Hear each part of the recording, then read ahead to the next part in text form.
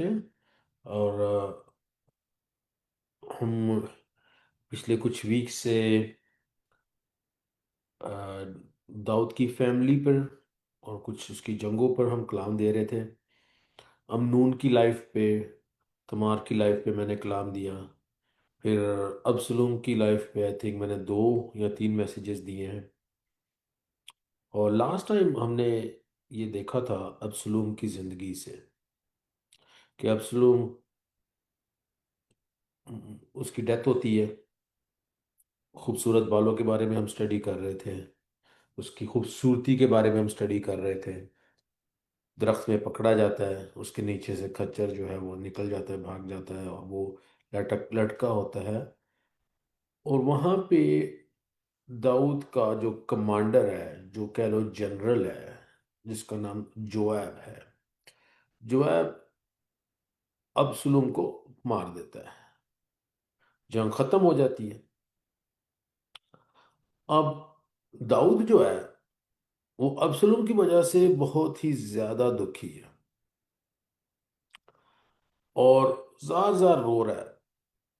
और इस हद तक रो रहा है दाऊद, मेरा बेटा, मेरा बेटा, कि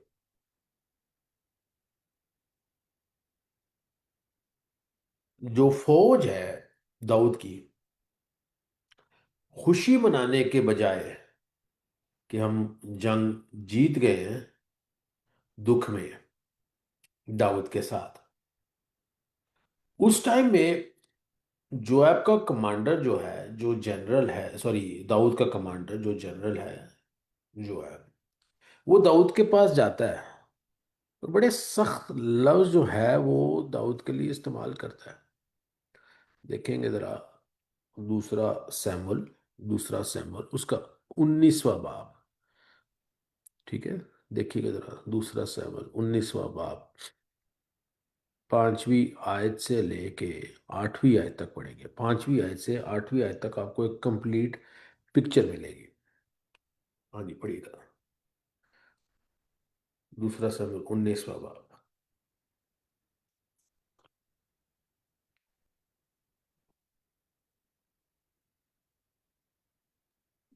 जी। जी पास्टर जी। जी जी, आयत मैंने बताई है आपको।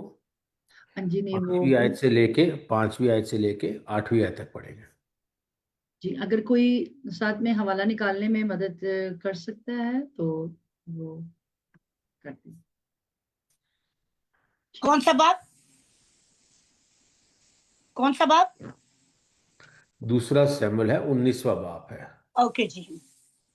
और दूस 5वीं आयत से 8वीं आयत तक है। ओके, दूसरा सामुएल हम्म, 5वां बाप हाँ जी, 5वां बाप नहीं है, दूसरा सैमुअल 19वां बाप है। और 19, 19वां बाप। अच्छा हाँ जी। 5 से 8। पाँच 5 से से आठ 8। तब हाँ जी। यूआब घर में बादशाह के पास जाकर कहने लगा कि तूने आज अपने सब खादमों को शर्मसार किया, जिन्होंने आज के दिन तेरी जान और तेरे बेटों और तेरी बेटियों की जानें और तेरी बीवियों की जानें और तेरे हरमों की जानें बचाई, क्योंकि तू अपने अदावत रखने वालों को प्यार करता है और अपने दोस्तों से अदावत रखता है, इसलिए कि तूने आज के दिन जाहिर कर दिया कि सरदार और खादम तेरे नजदीक बेकदर हैं। क्योंकि आज के दिन मैं देखता हूं कि अगर अबिस्लूम जीता रहता और हम सब मर जाते तो तू बहुत खुश होता। आगे भी पढ़ू? हाँ जी, 8वीं आयत तक पढ़ना है। जी। सो अब उठ, बाहर निकल और अपने खादमों से तसल्ली बख्श बातें कर, क्योंकि मैं खुदावन की कसम खाता हूं कि अगर तू बाहर ना जाए तो आज रात को एक आदमी भी तेरे साथ नहीं रहेगा, और ये तेरे लिए उन सब आफतों से बदतर होगा जो तेरी नौजवानी से लेकर अब तक तुझ पर आई हैं। तो बादशाह उठकर फाटक में जा बैठा और सब लोगों को बताया गया कि देखो, बादशाह फाटक में बैठा है। तब सब लोग बादशाह के सामने आए तो इसराइली अपने अपने डेरे को भाग गए। खुदा उनके पाक कलाम के पढ़े जाने पर उसकी बरकत हो। आमीन। आमीन। अब जोआब एक ऐसा शख्स है जिसने बादशाह को कई दफा बचाया है। पिछली अगर इसकी हिस्ट्री भी जाके देखें तो इसने बहुत सी जंगें लड़ी हैं दाऊद के लिए। यहां तक कि एक शहर था राबा, उसको कैप्चर करना था। तो जोआब ने जंग लड़ी और उस शहर को कैप्चर, मतलब उसकी, इतने दिनों से आज मैंने सही माइक म्यूट कर लेंगे।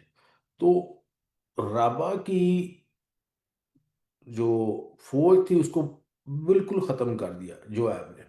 और आखिर में ग्लोरी लेने के बजाय, आखिर में जलाल लेने के बजाय, उसने दाऊद को इनवाइट किया।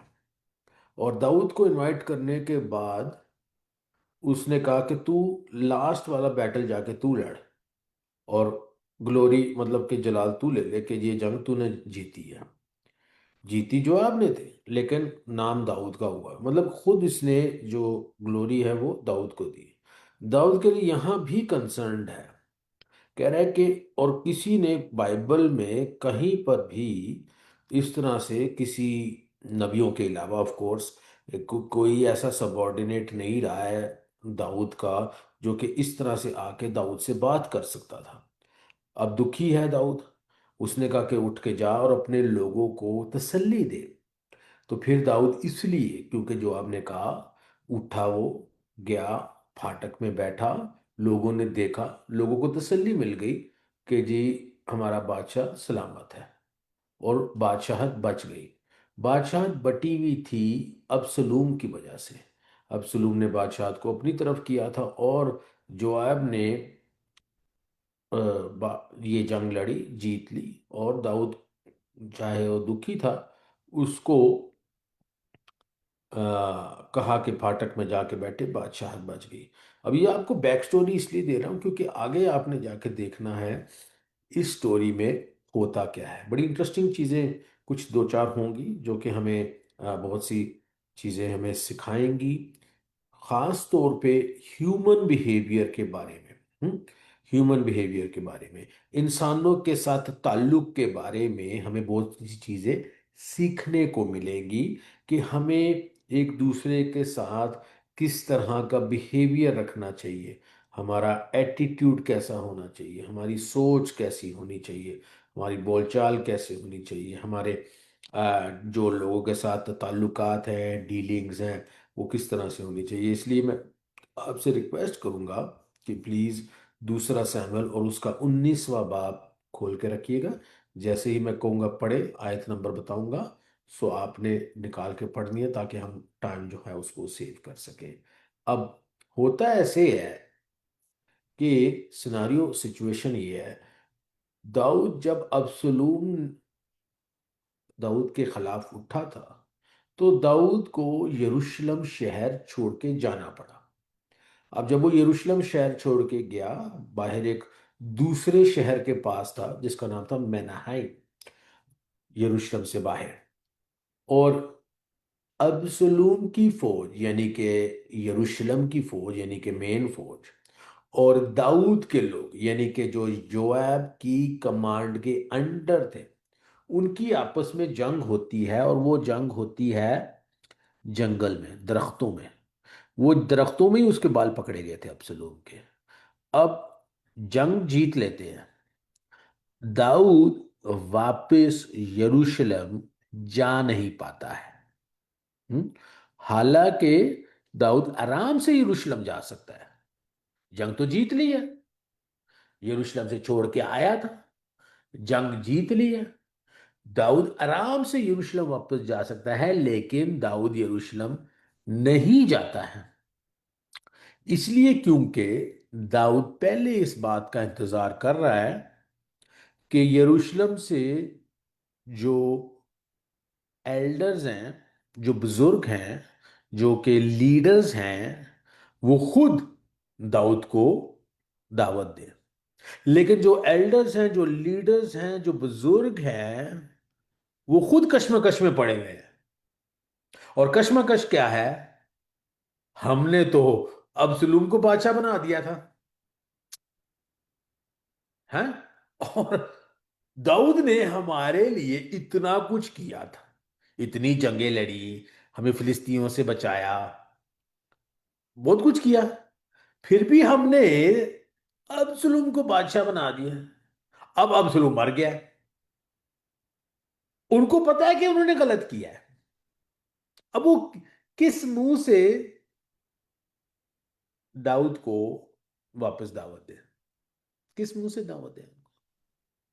देखना, आपने आपने देखना ये है, कभी कभार लोग, आपने किया कुछ गलत होता नहीं है, कभी कभार लोग क्या करते हैं, आपके खिलाफ कोई बात कर देते हैं, या आपकी खिलाफ वर्जी कर देते हैं, या कोई इस तरह की छोटी डिटेल जिसके अंदर अ, आप राइट पे हैं, आपने हमेशा उस शख्स की मदद ही की है, या एटलीस्ट बुरा नहीं चाहा, और उस शख्स ने या तो बुरी अफवाह फैला दी, गलत अफवाह फैला दी, कोई गलत बात कर दी आपके खिलाफ। हम्म। और अब वो बात बिल्कुल सामने आ चुकी है, और उसमें उस शख्स को भी पता है कि वो गलत है, आपको भी पता है। ये सिनारियो, ये सिचुएशन क्या क्रिएट करेगा? अक्सर ये सिचुएशन अनकंफर्टेबल सिचुएशन क्रिएट करेगा, साइलेंस क्रिएट करेगा, खामोशी, दूरी। देखिए, आपका कोई जानने वाला है, आपका दोस्त है, फैमिली मेंबर है, चर्च मेंबर है, आपके काम की जगह पे कोई आपका वर्क एसोसिएट है, या पढ़ाई की जगह पे कोई आपका जानने वाला है, या कोई भी कोलीग है, कोई भी है। अब उन्होंने गलती कर दी है, और उनको भी पता है, या शायद नहीं भी पता है, ठीक है, डजेंट मैटर कि क्या सिचुएशन है। सिंपल अल्फाजों में मैं ये कहना चाहूंगा, किसी ने आपके साथ ज्यादती की है। देखिए, इस दुनिया में रह रहे हैं तो कोई ना कोई तो आपके साथ ज्यादती करेगा ही करेगा, कोई ना कोई तो आपके साथ गलत करेगा ही करेगा, कोई ना कोई तो नाजायज तरीके से आपको दुख पहुंचाएगा ही पहुंचाएगा। अब क्वेश्चन ये है कि आपने कैसे डील करना है इसके साथ। क्या क्वेश्चन है? आपने कैसे डील करना है इसके साथ, आप किस तरह से डील करेंगे? क्योंकि जब कोई आपके साथ गलत करता है, आपके दिल के अंदर क्या पैदा हो जाता है? एक दूरी पैदा हो जाती है, मुखालफत पैदा हो जाती है, आपको गुस्सा आता है, बुरा लगता है। ये सारी फीलिंग्स जो हैं, ये जायज है, राइट है। सिर्फ फर्क इतना है, जो हमारे लिए खुदावंद के कलाम में से सबक सीखने के लिए है, वो ये है कि हमने अपनी फीलिंग्स, क्या हमने अपनी फीलिंग्स की बुनियाद पर फैसले नहीं लेने हैं। ज्यादातर लोगों की जो फैसले हैं जिंदगी में, वो महसूस कर रहे होते हैं, उसकी बुनियाद पर लेते हैं, और वो बुनियाद जो है वो बेबस है, वो गलत है, वो आपको गुमराह करेगी, आपको गलत डायरेक्शन में लेके जाएगी। लेकिन ये यिर्मयाह की किताब में लिखा है 17वें बाब में, दिल क्या है? बहुत ही हीलेबाज है, कौन जान सकता है उसको? हम किस चीज पे नहीं डिपेंड कर सकते? हम अपने दिल पे नहीं, अपनी फीलिंग्स पे डिपेंड नहीं कर सकते, इस चीज पे डिपेंड नहीं कर सकते कि आप क्या महसूस कर रहे हैं।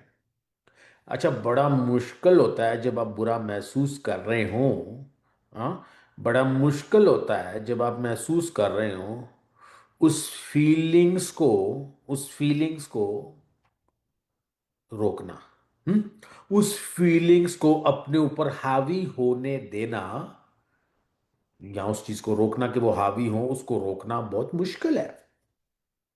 अभी कल का दिन है, किसी ने,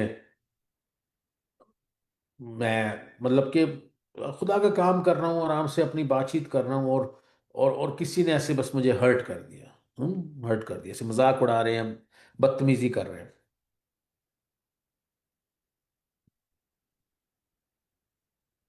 मुझे आगे गुस्सा, अब इंसान को गुस्सा आ ही जाता है, और गुस्से में मैं भड़क भी गया थोड़ा सा। मैंने ऊंची आवाज में कह भी दिया, हाँ जी, फिर क्या हो गया, मतलब ऐसे कुछ इस तरह की बात कर दी। मूड मेरा ऑफ हो गया। अब हम बैठे हुए थे, किसी ग्रुप में बैठे हुए थे। अब मैं वहां पे बैठ के इस सिनारियो के ऊपर सोच रहा हूँ, मेरी फीलिंग्स कह रही हैं इन्होंने मेरे साथ बदतमीजी की है, और की थी, सबने रिकग्नाइज भी किया, सबने सबने रिकग्नाइज भी किया ये गलत बात थी। मुझे गुस्सा भी आया हुआ है और मैं सोच रहा हूँ कि मैं गुस्से में ही रहता हूँ। फिर मेरे अंदर एक ख्याल आया कि अगर मैं गुस्से में रहूंगा, हालांकि माफ करने का दिल नहीं कर रहा था, मैं कहूँगा कि अगर मैं गुस्से में रहूंगा तो वो माहौल सारा खराब ही रहेगा। लेकिन मैंने कहा मेरी फीलिंग्स, देखिए ना, ऐसा होता है, ऐसे है कि फीलिंग्स हमारी इतनी स्ट्रांग होती हैं कि हमें अपनी फीलिंग्स पे हावी होना बड़ा मुश्किल लगता है। तो अब क्या है कि मुझे बड़ा बुरा लग रहा है, मैंने कहा मुझे अच्छा नहीं लग रहा, तो मैंने दिल ही दिल में दुआ करनी शुरू कर दी। अब जैसे मैं दुआ कर रहा हूँ तो खुदावन तो मुझे कह रहे हैं कि जाने दे। अब मैं कैसे जाने दूँ? अच्छा नहीं लग रहा था, मुझे बुरा लग रहा था, कोई आपका ऐसे सबके सामने आपका मजाक उड़ाए या आपकी मतलब इंसल्ट हो जाए तो आपको अच्छा नहीं लगता। तो मैंने कहा तो थोड़ा सा मुश्किल काम है, खुदा मुझे बता रहे हैं। दुआ ही आपकी हेल्प कर सकती है, लेकिन खुदा और दुआ से आपकी फीलिंग्स भी चेंज हो सकती हैं। तो मैंने कहा कि चले, मैं उसी टाइम तो नहीं चेंज कर पाया। फिर मैंने कहा कि कुछ मिनट बाद मैं आसपास दूसरे लोगों से फिर वैसे ही जॉली तरीके से बात करने लगा, और फिर आहिस्ता आहिस्ता आहिस्ता आहिस्ता आहिस्ता आहिस्ता वो फीलिंग जाती रही और माहौल फिर से ठीक हो गया। अब ऐसा है कि उसका असर तो था, लेकिन असर कम हो गया, असर कम हो गया। तो अब ऐसे सिनारियों में जब कोई आपके साथ ज्यादती करे, आपके साथ कोई बुरा करे, आपके साथ कोई गलत करे, उन फीलिंग्स को, उन फीलिंग्स पे कंट्रोल रखना खासा मुश्किल होता है, बहुत मुश्किल होता है। और उस टाइम में सबसे पहला काम आपका ये है कि आपने इस चीज को रियलाइज करना है, मैं महसूस क्या कर रहा हूँ, मैं महसूस क्या कर रही हूँ। आया ये फीलिंग खुदावंद की तरफ से है? आया ये फीलिंग मेरी खुद की अपनी एहसास कमतरी की वजह से है, गुस्से की वजह से है, नाराजगी की वजह से है, परेशानी की वजह से है, दुख की वजह से, या राइटफुली गुस्से होने की वजह, राइटफुली गुस्से होने की वजह से? क्योंकि वो राइटफुली गुस्से होने की वजह से भी हो सकती है, लेकिन फिर भी जो सुपीरियर थॉट है, वो यीशु जैसा एटीट्यूड है। यीशु के खिलाफ बहुत से लोगों ने बहुत कुछ किया, और जिस तरह से यीशु ने उसका रिस्पॉन्स दिया है, वो हमारे लिए जो है वो लर्निंग, एक सीखने वाली चीज़ है। हम देखते हैं अब होता क्या है। तो हमने 8वीं आयत तक पढ़ा था, दूसरे सलातीन में से, 19वें बाब में से।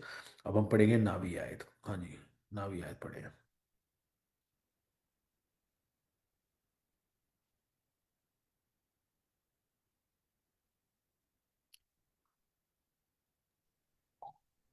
जी, पढ़ने में कोई मदद करेगा? हवाला दोबारा से रिपीट करते हैं, दूसरा सैमुएल 19 बाब और उसकी 9वीं आयत। जी, ओके। जी, इसमें कुछ यूं लिखा है, और इसराइलियों के कबीलों के सब लोगों में झगड़ा था, और वो कहते थे कि बादशाह ने हमारे दुश्मनों के हाथ से और फिलिस्तियों के हाथ से हमको बचाया, और अब वो अबिसलूम के सामने से मुल्क छोड़कर भाग गया है, और अबिसलूम जिसे हमने मसा कर कर अपना हाकिम बनाया था, लड़ाई में मर गया है। तो तुम अब बादशाह को वापस लाने की बात क्यों नहीं करते? ओके, अब क्या है कि रेकग्नाइज तो कर रहे हैं कि हमारा बादशाह तो सही था, हमने फिर भी गलत साइड ली है, और अब वो बात नहीं कर पा रहे, बादशाह को कह नहीं पा रहे हैं, बादशाह को कह नहीं पा रहे हैं तो वापस आ जा। हालांकि वो गलत पे है, बादशाह को वो कह नहीं पा रहे। अब जो हमारे लिए लर्निंग, सीखने वाली आयतें हैं, वो 11, 12 और 13 से हैं, ठीक है, और 14 से भी हैं। लेकिन हम सबसे पहले 11 देखें, आप हवाला निकाल करके 11 और 12 पढ़ेंगे, उसके बाद अलैदा से 13 पढ़ेंगे, फिर अलैदा से 14 पढ़ेंगे। हाँ जी, 11 और 12 पढ़ दें। जी, तब दाऊद बादशाह ने सदूक और अबियातर खानों को कहला भेजा कि यहूदा के बुजुर्गों से कहो कि तुम बादशाह को उसके महल में पहुंचाने के लिए सबसे पीछे क्यों होते हो, जिस हाल की सारी इसराइल की बात उसे उसके महल में पहुंचाने के बारे में बादशाह तक पहुंची है। तुम तो मेरे भाई और मेरी हड्डी और गोश्त हो, फिर तुम बादशाह को वापस ले जाने के लिए सबसे पीछे क्यों हो? ओके, अब यहां पे सिनारियो ये है, सिचुएशन ये है, दाऊद एक कहला भेजता है। दाऊद मैसेंजर्स को भेजता है और दाऊद पहल करता है। यहां पे पता है पहल कौन कर रहा है? पहल वो कर रहा है जिसके साथ ज्यादती हुई है। पहल वो कर रहा है जिसके साथ गलत हुआ है। पहल वो नहीं कर रहा है। देखिए, वो इंतजार कर सकता है, भाई तुमने गलत किया है, तुम पहले माफी मांगो। वो भी राइट है, वो भी राइट है। लेकिन वो क्राइस्ट लाइक एटीट्यूड नहीं है, वो यीशु जैसा एटीट्यूड नहीं है। दाऊद के अंदर खुदावंद की रूह, खुदावंद का रूह काम करता है, इसलिए उसने कहला भेजा है। पावरफुल ने वीक, देखें एल्डर्स हैं, हालांकि वो भी पावरफुल हैं, लेकिन बादशाह जितने पावरफुल तो नहीं है ना। जो ज्यादा मजबूत है, जो ज्यादा ताकतवर है, जो ज्यादा कुवत में है, तो बादशाह है। नंबर दो, उसके पास फौज है। वो चाहे तो यरूशलेम जाके सबको खत्म कर सकता है। लेकिन उसने क्या पहले भेजा उनको, कहता है कि तुम मेरा खून और गोश्त हो, तुम मेरा खून और गोश्त हो। बाकी अदन वाली लैंग्वेज है, जहां पे आदम ने भी सेम बात कही थी हवा के लिए, जब फैमिली को एस्टेब्लिश किया था। वो फैमिली लैंग्वेज इस्तेमाल कर रहा है, किसके खिलाफ या किसके लिए फैमिली लैंग्वेज इस्तेमाल कर रहा है? जिन्होंने उसकी मुखालफत की है, जिन्होंने, क्योंकि ओरिजिनली तो वो फैमिली थे, लेकिन उन्होंने मुखालफत की है, और उनको ना सिर्फ वो माफ कर रहा है, वो कह रहा है कि हम क्या है, फैमिली है। और जो तुम्हारी पोजीशन पहले थी यरूशलेम में, उसको फर्क नहीं पड़ेगा। बड़ी बात है ये, छोटी बात नहीं है, कि उन्होंने, जिन्होंने खुलेआम दाऊद की मुखालफत की, अबसलोम की मदद की, दाऊद से बादशाह छीनने में दाऊद को यरूशलेम छोड़ के जाना पड़ा, उन्हीं को वो कह रहा है तुम मेरे खून और गोश्त हो। पहल कौन कर रहा है? दाऊद कर रहा है। किस तरह से कर रहा है? जिन्होंने एक्टिवली उसकी मुखालफत की है, उसको नुकसान पहुंचाया, उनको कह रहा है तुम मेरे फैमिली मेंबर्स हो। अब ये तो यहूदा के कबीले के बुजुर्गों की बात हो गई, लीडर्स की बात हो गई। अब एक और शख्स है, उसका नाम अमासा है। अमासा जो है वो दाऊद का खुद ही नेफ्यू है।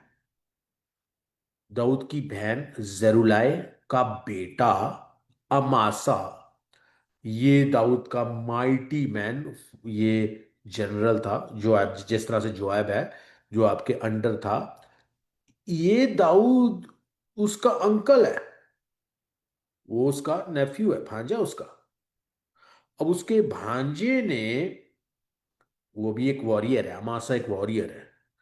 अमासा ने अबसलोम की फौज का वो जनरल रहा, और जब जंग हुई वहां पे जंगल में, तो अमासा उस फौज को लीड कर रहा है। किसके खिलाफ? अपने ही अंकल के खिलाफ, बादशाह के खिलाफ। अपना ही भांजा अबसलोम के साथ मिलके अपने अंकल, एक तो अबसलोम तो अपने बाप को मारने जा रहा है, ऊपर से अमासा अपने अंकल को मारने जा रहा है। अब देखते हैं, 13वीं आयत पढ़े हमने, पहले 11 12 पढ़ी थी, अब 13वीं आयत पढ़े। अब देखें दाऊद अमासा से क्या कहता है। जी, 13वीं आयत, दूसरा सैमुएल 19 बाब और उसकी 13वीं आयत। और अमासा से कहना, क्या तू मेरी हड्डी और गोश्त नहीं? सो अगर तुम योआब की जगह मेरे हजूर हमेशा के लिए लश्कर का सरदार ना हो, तो खुदा मुझसे ऐसा ही, बल्कि इससे भी ज्यादा करे। अच्छा, और उस बस यही तक पढ़ेंगे। अब देखिए, उस जमाने का रूल ये है कानून ये है कि अगर किसी ने ट्रीजन किया है, ट्रीजन मतलब मुखालफत की, बादशाह के खिलाफ साजिश की है कोई, वो सरकलम किया कर दिया जाता है, उसकी डेथ हो जाती है, उसको मार दिया जाता है, कत्ल कर दिया जाता है। अब अगर वो इतना ही कहला भेजता, सिर्फ चल मैंने तुझे माफ कर दिया, लेकिन अब तू मेरी फौज में नहीं है, ये भी बहुत बड़ी बात होती। अगर ये कहला भेजता, चल मैंने तुझे माफ कर दिया है, तेरा कत्ल नहीं करते, तू मेरी फौज में ही रह, ये उससे भी बड़ी बात होती। लेकिन उसने क्या कहा है, वो जो उसकी मुखालफत की, उसी के खिलाफ उसी की फौज, क्योंकि दाऊद की फौज को ही उसने, जो यरूशलेम में रह गई थी बाकी, वो पहले दाऊद की फौज ही थी, उसी की फौज को उसी के खिलाफ इस्तेमाल किया, दाऊद के खिलाफ। देखें आपके सामने ये पिक्चर कैसी है। शैतान जो है वो पहले कौन था? फरिश्ता था, खुदावंद की फौज का ही जनरल था, खुदावंद की फौज का जनरल था। उसी ने खुदावंद की मुखालफत की, और उसी ने खुदावंद की फौज में से ही एक तिहाई फरिश्तों को अपनी तरफ किया, और उसी ने क्या किया है, खुदावंद की मुखालफत कर रहा है। अब खुदावंद ने, क्योंकि हमारा जो कॉन्सेप्ट है शैतान के बारे में इतना क्लियर नहीं है, तो हमें पता नहीं है, खुदावंद ने शैतान को मौका भी दिया था वापस आने का आसमान में, लेकिन वो नहीं माना, और एक दिन एक जंग होती है और फिर उसको निकाल दिया जाता है। तो यहां पे भी हम ये देख रहे हैं कि अमासा जो है वो दाऊद की मुखालफत कर रहा है, लेकिन दाऊद ने उसको ना सिर्फ माफ किया, उसको कहा कि मैं तुझे अपनी फौज का कमांडर बना दूंगा, चल मैंने तुझे माफ तो किया ही किया, मैं तुझे अपनी फौज का कमांडर बना दूंगा। अब हमने पढ़नी है 14वीं आयत, सबसे इंपॉर्टेंट आयत हमने पढ़नी है, ये सब का नतीजा क्या था, उसके एटीट्यूड, उसकी सोच का नतीजा क्या है। हाँ जी, पढ़े जरा। और उसने सब बनी यहूदा का दिल एक आदमी के दिल की तरह माइल कर लिया। चुनाचा उन्होंने उन्होंने बादशाह को पैगाम भेजा कि तू अपने सब खादमों को साथ लेकर लौट आ। एक मैसेज, एक मैसेज दाऊद की तरफ से, पूरे शहर का दिल उसने जीत लिया। इसको कहते हैं, ये देखें ना, ये देखें, ये दाऊद की इंटेलिजेंस आप देखें, विजडम देखें आप, ठीक है, हिकमत देखें आप, उसकी ह्यूमिलिटी देखें, आजी देखें उसकी, उसका माफ कर देने वाला दिल देखें आप। माफ करने से क्या होता है, आप लोगों का दिल जीत लेते हैं। हम्म? हक आपका बनता है, लड़ाई आप जारी रखें, हक बनता है। आपको सोचना ये है, आपको हक चाहिए या अमन चाहिए, या दोस्ती चाहिए, पीस चाहिए फैमिली में, या आपको मैं राइट था, मैं मुझे मतलब, कभी कभी हमें अपना जो हक है उसको छोड़ देना चाहिए, कि जी उसने मेरे शख्स खिलाफ ये किया है, उसने ये कहा, उसने वो कहा। देखिए यहां पे पहल कौन कर रहा है, पहल दाऊद कर रहा है, ताकतवर जो है वो पहल कर रहा है, हक पे जो है वो पहल कर रहा है। तो खुदावंद आपको और मुझे सिखा रहे हैं, let it go, let it go, गुस्से को जाने दे, अपने हक को जाने दे, नाराजगी को जाने दे। ऑफ कोर्स मुश्किल है, ऑफ कोर्स मुश्किल है,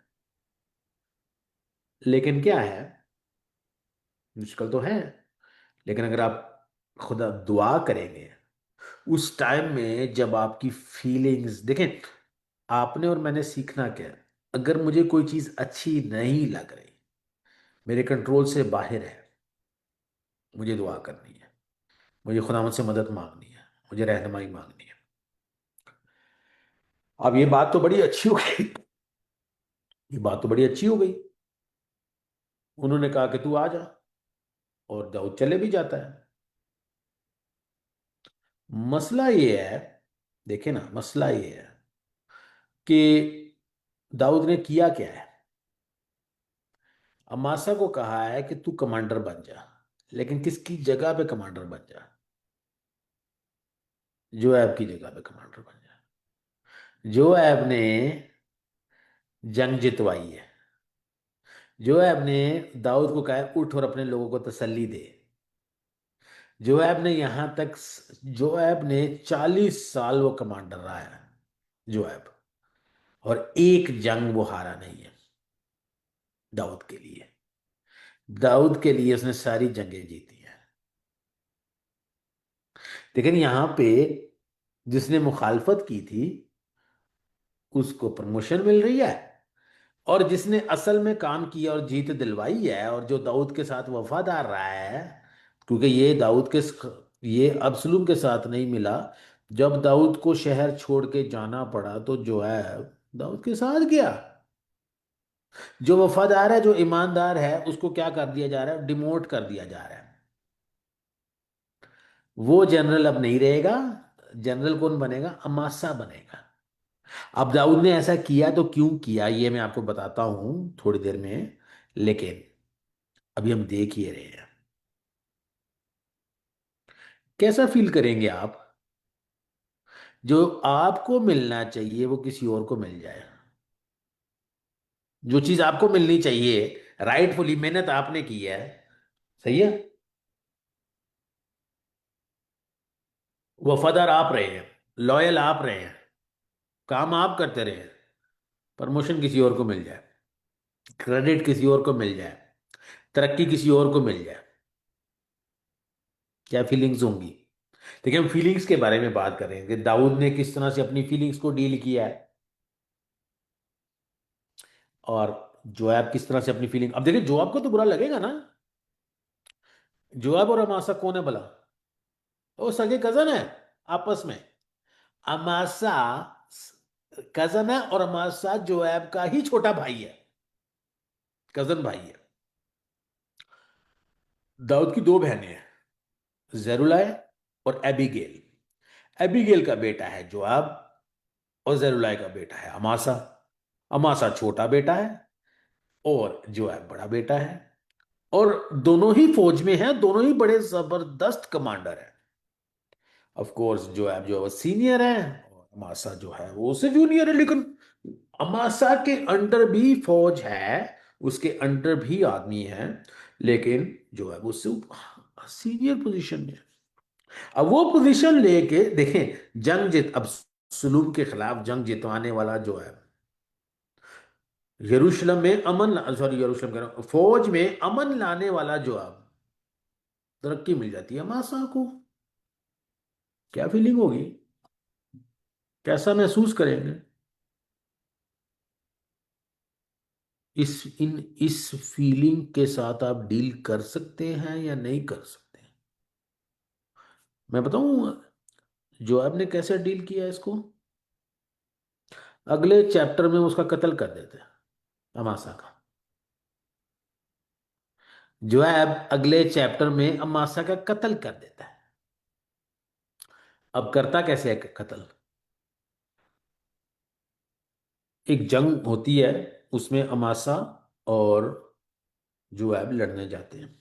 अब आपस में वो जंग हो रही है, उसके आपस में जंग के बाद वो जोएब अमासा से बात कर रहा होता है, और उससे प्राइवेटली कहते हैं राम, मैंने तेरे से बात करनी है। और उसका उसको उसकी दाढ़ी को पकड़ता है, मतलब ऐसे जैसे कि उससे बोसा देना चाह रहा है, ठीक है, राइट हैंड से। लेकिन आप देखें उसकी चालाकी, जो है आपकी, लेफ्ट हैंड में उसके पास खंजर होता है, और उसके पेट में वो खंजर घोप देता है, मतलब धोखे से उसका कत्ल कर देता है। उसके बाद किसी ने उसको लीडरशिप दी नहीं होती, जो है अब खुद ही कमांडर बन जाता है, जाके जंग लड़ता है और जंग जीत जाता है। अब मसला ये है कि अमासा को उसने कत्ल कर दिया, दाऊद अब कुछ कर भी नहीं सकता क्योंकि जंग जीत के आया। समझ नहीं आप सिचुएशन को? तो उसने उसने अच्छा, सोच तो वो सही रहा है कि ये तो मेरी पोजीशन थी, इसने ले ली है। तो उसने जबरदस्ती जाके अपनी पोजीशन वापस ले ली, और वो कामयाब भी हो गया अपनी पोजीशन को वापस लेने में, क्योंकि दाऊद के मरते दम तक जोएब ही कमांडर रहा आर्मी का। लेकिन फिर जो सोलोमन है, दाऊद के बाद, उसने जोआब से वो कमांडरशिप लेके ना सिर्फ उसकी कमांडरशिप ले ली, बल्कि उसको खत्म भी कर दिया। अब दाऊद ने ऐसा क्यों किया था? देखिए, दाऊद को पता है कि जोएब जो है वो बहुत ही काबिल है, बहुत ही जबरदस्त कमांडर है। लेकिन जोएब की एक कमजोरी भी है। जोएब हालांकि बड़ा जबरदस्त कमांडर है और सारी जंगें उसने जीती हैं, लेकिन अपने पर्सनल इश्यूज में बहुत प्रॉब्लमेटिक है। पर्सनल इश्यूज में आपको कहानी बताता हूँ, हिस्ट्री थोड़ी सी बताता हूँ। हिस्ट्री है कि दाऊद को छोटी उम्र में ही मसा किया सैमुअल ने, और जाति जूलियत को मार देने के बाद दाऊद जंगें जीतने लग गया। दाऊद जैसे जैसे जंगें जीतता रहा, उसकी तारीफ होती रही, और साउल बादशाह को ये बात बिल्कुल पसंद नहीं। तो कुछ 13 साल या 14 साल तक, 13 साल तक साउल बादशाह दाऊद को कत्ल करना चाहता था, मार देना चाहता था। साउल बादशाह का भी बड़ा जबरदस्त जनरल था, कमांडर, और उसका नाम था एबनर। एबनर ने इस 13 साल के आखिर में इस बात को रियलाइज किया कि नहीं, ये सही नहीं है, साउल बादशाह सही नहीं है। उसने साउल बादशाह को हमेशा, एबनर ने कमांडर बड़ा जबरदस्त था वो, साउल बादशाह को हमेशा सही राह दिखाई। लेकिन साउल बादशाह को आखिर में उसने पहचान लिया कि नहीं, दाऊद को ही बादशाह होना चाहिए। तो एबनर आता है दाऊद से मिलने के लिए। उसने कहा कि नहीं, मैं हालांकि मैं लॉयल हूं साउल के साथ, लेकिन उसकी डायरेक्शन ही गलत है। तो उसने कहा कि आखिर मैंने ये रियलाइज किया कि तुझे बादशाह होना चाहिए, मैं अपने बादशाह को छोड़ के जो कि कुर्सी पे बैठा है तेरी मदद करूंगा। और उसने, वो दाऊद की तरफ हो गया। अब जब वो जा रहा था तो उससे ये एक आपको मैंने सिनारियो बताया। इससे पहले की एक और कहानी आपको बताता हूँ। उससे पहले की एक और कहानी ये है कि आपस में साउल के लोगों की और दाऊद के लोगों की लड़ाई हो रही थी, जंग हो रही थी। उस जंग के अंदर, उस लड़ाई के अंदर, जब वो लड़ाई थम गई तो अब्नर वापस जा रहा था। जोएब के दो भाई भी लड़ रहे थे, जोएब भी लड़ रहा था। उनमें से एक भाई जो है वो अब्नर के पीछे भागने लग गया। अब्नर ने उसको कहा, भाई तू छोड़ के चले जा, कि मैं, मेरे हाथ से मारा जाएगा, प्लीज मेरा पीछा ना कर। वो फिर भी पीछे आ रहा था। फिर एबनर ने उसको दूसरी दफा कहा, मेरा पीछा ना कर, मुझे मारने की कोशिश मत कर, मेरे हाथों मारा जाएगा, प्लीज चला जा, मैं तेरा कत्ल नहीं करना चाहता। उसने फिर नहीं सुनी और वो फिर आ गया। अब एबनर बड़ा जबरदस्त कमांडर था। उसके पास जो नेजा था, उसने उसके पीछे वाले हिस्से से पीछे मारा और एबनर के भाई का कत्ल कर दिया, सॉरी, जोएब के भाई का कत्ल कर दिया। ये थी पहले की स्टोरी।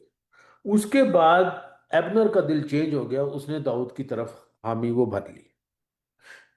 जोएब गया हुआ था बाहर जंग करने के लिए। जोएब ने जब सुना कि एबनर और दाऊद की आपस में दोस्ती हो गई है, उसको आया बहुत ज्यादा गुस्सा। उसने कहा कि इसने तो मेरे भाई का कत्ल किया है। हालांकि सबको पता है कि वो सेल्फ डिफेंस में किया है। उसने उसको वार्निंग्स दी थी, 2 वार्निंग, कि प्लीज चला जा, वो नहीं बाज आया। सेल्फ डिफेंस में किया है। दाऊद के पास जाता है, नाराज होता है उससे। दाऊद ने उसको समझाया कि एबनर को हमारी तरफ आने दे।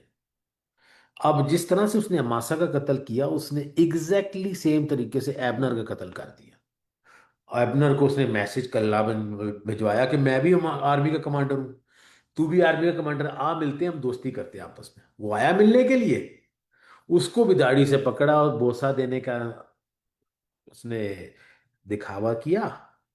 थोड़ा सा यहूदा इस्करियोती वाली यहाँ पे पिक्चर आपके सामने आती है, और उसने उसको खंजर मार के कत्ल कर दिया।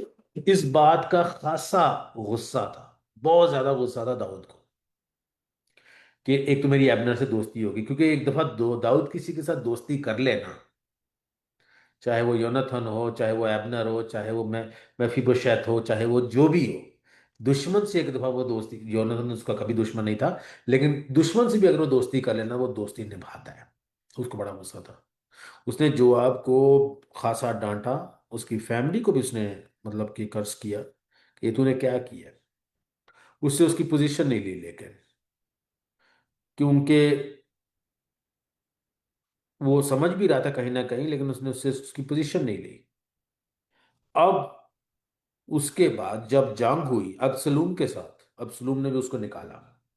हालांकि ये दाऊद की फीलिंग, हम उस पर जजमेंट नहीं कर रहे, लेकिन दाऊद ने ये कहा था जब जंग हुई दाऊद के लोगों में और अबसलूम के लोगों में, दाऊद के लोगों ने, दाऊद ने कहा कि मैं जंग लड़ने जाऊंगा। दाऊद के सब कमांडर्स ने कहा तू जंग लड़ने नहीं जाएगा, क्योंकि तू हमारे लिए 10, तेरी वक़्त 10,000 आदमियों से भी ज्यादा है, तू यहीं पे रहे। दाऊद ने कहा ओके मैं नहीं जाता, लेकिन प्लीज प्लीज एब्सलोम को कुछ ना करना, कत्ल ना करना। अब जब वो एक लटका हुआ था दरख्त के अंदर, एक फौजी भाग के आता है योआब के पास कि अब्सलोम तो दरख्त में लटका हुआ है। योआब ने उसको गुस्से होकर कहा तूने उसको मारा क्यों नहीं? अगर तूने उसे मारा होता तो मैं तुझे ये इनाम देता। वो कहता तू मुझे ये इनाम या इसे 100 गुना ज्यादा भी दे देगा ना, मैं कभी भी अब्सलोम को मारूंगा नहीं, क्योंकि मैंने खुद सुना है दाऊद ने कहा प्लीज एब्सलोम को मारना मत। जोएब फिर भी जाता है और एब्सलोम का कत्ल कर देता है। अब बादशाहत के लिए ये राइट किया उसने, क्यों? क्योंकि एब्सलोम ने मुखालफत की थी बादशाहत के लिए, लेकिन बादशाह के लिए गलत किया उसने, क्योंकि बादशाह का हुक्म है डायरेक्ट। हालांकि बादशाह का हुक्म कभी कभी सेंस नहीं भी बनाता, लेकिन आप उसके ताबे हो ना, आप उसके कमांड के अंडर हो, तो उसने मुखालफत की। अब ये बात दाऊद को पसंद नहीं थी, उसने एबनर उसके दोस्त को भी कत्ल कर दिया, उसने उसके बेटे का भी कत्ल कर दिया, उसने उसकी कर दी डिमोशन। जोएब से ये बात हजम नहीं हुई, और उसने जिसके लिए डिमोशन की थी उसका कत्ल कर दिया। पहले उसने एबनर का कत्ल किया, दाऊद के दोस्त का, फिर उसने उसके बेटे का कत्ल किया, फिर तीसरा उसने उसके भांजे का कत्ल कर दिया। साथ ही साथ बादशाह में आगे भी बढ़वा रहा है। एक ऐसा शख्स है ये जो है, साथ ही साथ बादशाह को आगे भी बढ़ा रहा है, साथ ही साथ अपनी पर्सनल इश्यूज को डील नहीं करना आ रहा उसको। उसका जो कुछ भी सोल्यूशन है वो कत्ल के साथ है, गुस्से के साथ है, नाराजगी के साथ है। हो सकता है आप में, आप अपने काम में अच्छे हैं, खिदमत में अच्छे हैं, बिजनेस में अच्छे हैं, करियर में अच्छे हैं, पर्सनल इश्यूज में आपको गुस्सा आता है। हाँ, इसके साथ डील करना, देखिए ये जो मैंने आपको तस्वीर बताई है दाऊद की, यहूदा के साथ, अमासा के साथ कैसे उसने उसको माफ किया। यहाँ पे दाऊद की अच्छाई हम देख रहे हैं कि वो कैसे अपने पर्सनल दुश्मनों को डील कर रहा है। दूसरी पिक्चर किसकी देख रहे हैं? जो आपकी देख रहे हैं, वो अपने पर्सनल, अपने काम में अच्छा है वो, लेकिन अपने पर्सनल मैटर्स को कैसे वो डील करता है। खुदावन आज आपको ये बता रहे हैं, मुझे ये बता रहे हैं, काफी नहीं है कलाम को पढ़ना, काफी नहीं है कलाम को सीखना, काफी नहीं है कलाम को सिखाना, काफी नहीं है खिदमत करना। खुदावन आपकी और मेरी रूह में भी तब्दीली चाह रहे हैं, पर्सनल डीलिंग्स में भी तब्दीली चाह रहे हैं, सोच में, ख्यालात में, गुस्से पे कंट्रोल, नेगेटिव इमोशंस पे कंट्रोल, स्ट्रेस पे कंट्रोल, एंजाइटी पे कंट्रोल, ये सब चीजें भी चाह रहे हैं।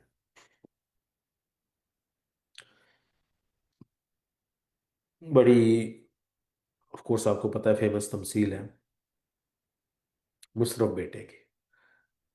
छोटा बेटा सब कुछ लेके चला जाता है, बड़ा बेटा घर पे ही होता है। जब छोटा बेटा वापस आता है, जब छोटा बेटा वापस आता है, बड़ा बेटे को अच्छा नहीं लगता। वो बाप के साथ डिस्कशन कर रहा है, उसको कैसे तरक्की मिल गई, छोटे बेटे को कैसे तरक्की मिल गई, मुशर्रफ बेटे को कैसे तरक्की मिल गई, वो तो लेके चला गया था सब कुछ। अमासा को कैसे तरक्की मिल गई, अमासा छोटा बेटा है, दाऊद का छोटा बेटा है, भांजा है छोटा उसका। बड़ा भांजा कौन है, योआब है। और योआब अपनी डीलिंग्स में हमेशा बादशाहत के हक में रहा है, खिदमत की उसने बादशाहत की। देखिए ना, दाऊद को साथ अपने आयत पढ़ी भी थी, तो उसने हमेशा उस, और वो राइटफुली कह रहा था कि मैं तो हमेशा बादशाह। उसको नहीं नजर आ रहा कि उसने पर्सनल डीलिंग्स में उसकी कमी है, उसने देखे बादशाहत को हमेशा तरक्की ही पहुंचाई है। जिस तरह से क्या है, बड़े बेटे ने कहता है कि मैं तो हमेशा घर पे रहूं, मैं वफादार रहूं, ईमानदार रहूं, ये तेरा छोटा बेटा किस तरह की जिंदगी गुजार के आया, तूने फिर इसको क्या दे दिया, तरक्की दे दी है, पोजीशन दे दी है। आपको कैसा फील होता है जब दूसरे को तरक्की मिलती है? हम्म? मैं तो खिदमत कर रहा हूं, मैं तो खुदावंद के साथ चल रहा हूं, मेरी जिंदगी में फिर भी इतनी फाइनेंशियल प्रॉब्लम्स हैं, दूसरी प्रॉब्लम्स हैं, फैमिली प्रॉब्लम्स हैं, दूसरे जो कर भी नहीं रहे उनको तरक्की मिल रही है। हम्म? दूसरे जो कि खुदावंद के साथ इस तरह से वफादार नहीं है, मैं आपके साथ वो बात नहीं कर रहा हूं जो कि एक सरमन है या एक स्टडी है, मैं आपके साथ बात कर रहा हूं अपनी जिंदगी की। मैंने 2 साल से आम कुछ कमाया नहीं है, खुदावंद के साथ मिलके वफादार हूँ। आपके सामने हर हफ्ते मैं कलाम सिखाता हूँ, ठीक है ना, वीडियोस डेली। मैं, मेरी लाइफ का पर्पस है सिर्फ खुदा का कलाम, सुबह से लेकर शाम तक वीडियोस बनाता हूँ, खिदमत करता हूँ, मैं बस खिदमत करता हूँ, मेरे पास आमदनी नहीं है। दूसरे लोगों को मैं देखता हूँ जो कि सेल्फिश पर्पस से अपनी जिंदगी जी रहे हैं, तरक्की कर रहे हैं। मेरे इर्द गिर्द ही मेरे इर्द गिर्द ही फैमिली में ही खुदावंद के साथ वफादार नहीं भी तरक्की कर रहे हैं, घर गाड़ियां सब कुछ। मैं जो कि खुदावंद के साथ मिलके चल रहा हूं, कख नहीं है, फाइनेंशियली, मटीरियली, मैं ये स्पिरिचुअली तो बहुत ज्यादा है ना, रूहानी तौर से खुदावंद की बरकत बहुत ज्यादा है, खुदावंद की प्रोटेक्शन बहुत ज्यादा है, खुदावंद का दिया हुआ बहुत ज्यादा है। पर मैं एक सिर्फ दुनियावी लिहाज से बात कर रहा हूं कि जो लोग खुदावंद के साथ उस तरह से मिलके नहीं चल रहे, वो तरक्की करते जा रहे हैं। मैं जो खुदावंद की खिदमत कर रहा हूं, मेरे पास तो खुदावंद ने मुझे क्या सिखाया और आपको क्या सिखा रहे हैं, कभी भी कंपेयर नहीं करना। जो मेरी जर्नी है वो मेरी जर्नी है, जो किसी और की जर्नी। मैंने नहीं बोलना कि अमासा को कोई तरक्की मिल गई, मैंने नहीं कहना कि छोटे बेटे को जिसने अपनी मर्जी से जिंदगी गुजारी उसको कोई तरक्की मिल गई है। मेरा खुदावंद के साथ रिश्ता डायरेक्ट है, मैंने उस चीज़ में कंटेंट होना है, उस चीज़ में मुझे जो है वो सब्र रखना, मुझे खुश होना जो खुदावंद ने मुझे दिया है। जब मैं उस चीज़ में खुश होऊंगा जो खुदावंद ने मुझे दिया है, तो मुझे और मिलेगा। दाऊद ने किस तरह से डील किया अपने दुश्मनों के साथ, जोआब ने किस तरह से, बड़ी जबरदस्त तस्वीर है हमारे सामने।